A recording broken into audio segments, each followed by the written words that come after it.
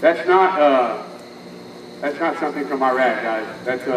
This is what we're going to do. Is we're going to demonstrate something here for you this morning. I've been working with Victor and JD and Sam. They've been working with some Boilermakers and some, I think Iberville helped them out with putting this stuff together. So Victor is going to do some demonstrations here. The whole idea behind this is to let you guys know what happens when you don't compute the fall mass correctly. You guys have heard us all talking about you got to tie off for sure. You've got to be tied off 100%. But the main thing is to make sure you're tied off properly. And with being tied off properly, there's fall mass that's included in that. So he's going to show you what happens when you're tied off properly and when you're not tied off properly. And I don't know where you're at, Victor. Where you at? He's right behind you. Good morning, Senator Creek. How y'all doing today? Before we get started, let me let y'all know a little bit about the setup.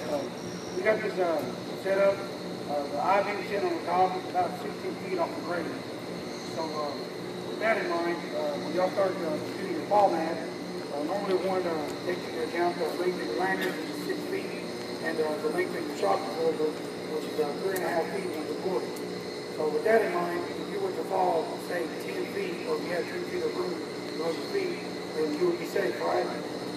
Well, that's wrong, you wouldn't be safe, because you have to also account for your height. You don't want your feet striking the grid before the lanyard catches. Also, we have what's called a fall cushion.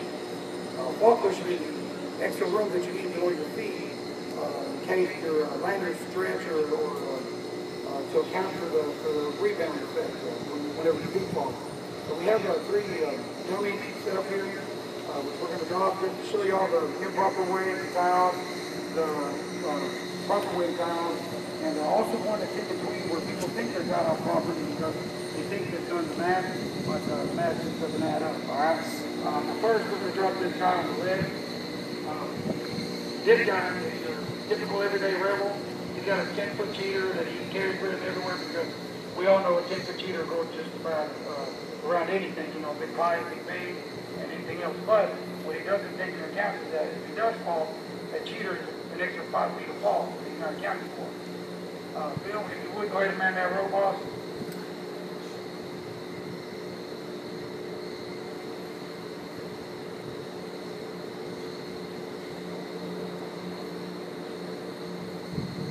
Alright, you got to pay attention.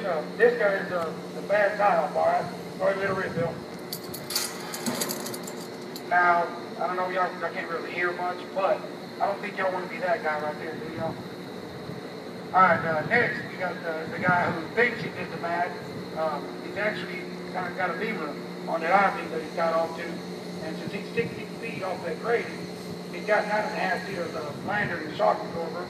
So he thinks he's going to be okay, but he's only 5.5 feet tall, right? But like I said, he's not accounting for that fall cushion. Bill, you would go ahead and let that one rip also. Now, this is the one that impressed me the most because if that was a real person, your ankles would be shot, your knees would be shot. The guy accounted for the fall, but not the fall cushion. So y'all need to keep that in mind when y'all are choosing your ankle point, okay, guys? Now, this third dummy, he's the guy that's tied off properly. He's tied off at a shoulder, height. If he does fall, we can't prevent the fall if he has an accident, but what we can do is protect him from the fall. Bill, go ahead and let that one rip also, Bob. Now you tell me, guys, which one would you rather be?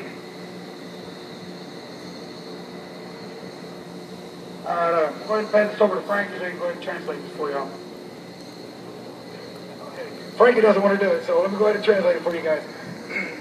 Para todos ustedes.